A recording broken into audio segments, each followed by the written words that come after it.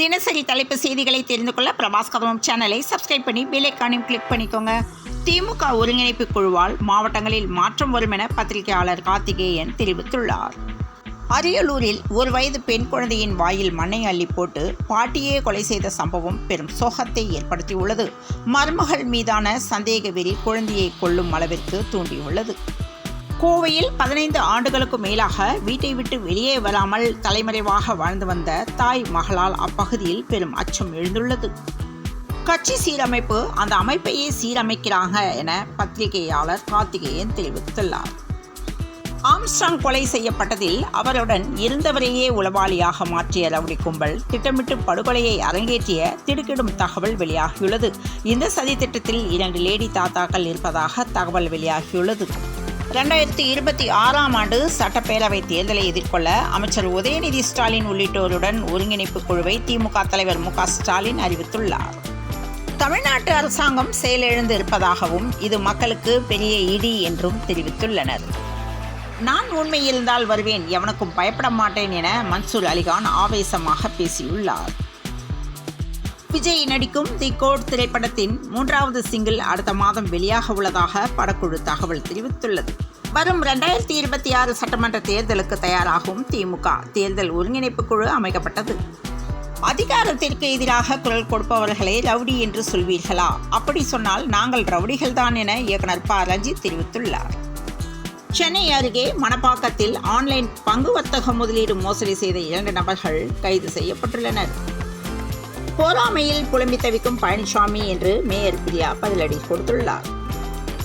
T20 உலகக்கோப்பை இறுதிப் போட்டியில் முன்கூட்டியே களமிறக்கப்பட்டது குறித்து இந்திய வீரர் அக்ஷர் படேல் மனம் திறந்து பேசியுள்ளார். மேலும் ஒரு ரயில் விபத்து உத்தரப்பிரதேசத்தில் சரக்கு ரயில் தடம் புரண்டது. ஆம்ஸ்ட்ராங் கொலை வழக்கில் கைதான பாஜக முன்னாள் நிர்வாகி அஞ்சலியிடம் விடிய விசாரணை நடந்ததாக தகவல் வெளியாகியுள்ளது. கைலாசா நாடு எங்கு உள்ளது என்று நாளை அறிவிக்க இருப்பதாக நித்யானந்தா தெரிவித்துள்ளார். மக்களை பாதிக்கும் மின் கட்டண உயர்வை கண்டித்து போராட்டம் நடத்தினால் அதை தாங்கிக் கொள்ள முடியாமல் வழக்கு பதிவு செய்கிறது திமுக அரசு என்று பாமக தலைவர் அன்புமணி ராமதாஸ் விமர்சித்துள்ளார். குஜராத்தில் இருந்து இலங்கை சென்ற சரக்கு கப்பலில் திடீர் தீ விபத்து ஏற்பட்டது. கடலோர காவல் படை விரைந்தது. அடக்குமுறைகளில் ஈடுபட்டு வரும் பெரியார் பல்கலைக்கழக துணைவேந்தர் மீது நடவடிக்கை எடுக்க அரசு அஞ்சுவது ஏன் என பாமக நிறுவனர் டாக்டர் ராமதாஸ் கேள்வி எழுப்பியுள்ளார். தேனியில் பருவமழை தீவிரமடைந்துள்ளதால் முல்லை பெரியாற்றில் வெள்ளம் ஏற்பட்டுள்ளது. இதனைத் தொடர்ந்து பொதுமக்கள் ஆற்றில் இறங்குவதை தடுப்பதற்கான விழிப்புணர்வு நடவடிக்கைகளை மேற்கொள்கிறது. சென்னையில் தவறான சிகிச்சை காரணமாக படுத்த படுக்கையான தனியார் வங்கி பெண் ஊழியர் ரூபாய் 1,50,00,000 இழப்பீடு கேட்டு தொடர்ந்த வழக்கில் KK நகர் ESI மத்திய சென்னை தொகுதி திமுக MP தயாநிதி மாறன் வெற்றியை எதிர்த்து சென்னை உயர்நீதிமன்றத்தில் தேர்தல் வழக்கு தொடரப்பட்டுள்ளது.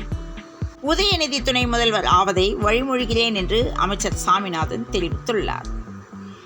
பகுஜன் சமாஜ் கட்சியின் மாநில தலைவர் ஆம்ஸ்ட்ராங் படுகொலையை கண்டித்து நீதி கேட்டும் இயக்குனர் ப. ரஞ்சித்தின் நீலம் பண்பாட்டு மையத்தின் சார்பில் சென்னை எழும்பூரில் கண்டன பேரணி நடைபெற்றது. இதில் ஏராளமானோர் கலந்து கொண்டனர். என் மனதிற்கு மிக நெருக்கமான பதவி இதுதான் என அமைச்சர் உதயநிதி ஸ்டாலின் நெகிழ்ச்சியுடன் தெரிவித்துள்ளார். மனைவியை துப்பாக்கியால் சுட்டுக் கொன்ற கணவர் குடும்ப தகராறில் கொடூரம் அரங்கேறியுள்ளது. காதலிப்பதாக ஆசை வார்த்தைகள் கூறி +2 மாணவியை கர்ப்பமாக்கிய வாலிபர் கைது செய்யப்பட்டுள்ளார். TNPL கிரிக்கெட்டில் நெல்லை அணியை வீழ்த்தி திருச்சி வெற்றி பெற்றது. சென்னையில் இன்று 22 கேரட் ஆபரண தங்கத்தின் விலை ஒரு சவரன் 54,680க்கும் 1 கிராம் 6,835 ரூபாய்க்கும் விற்பனையாக உள்ளது.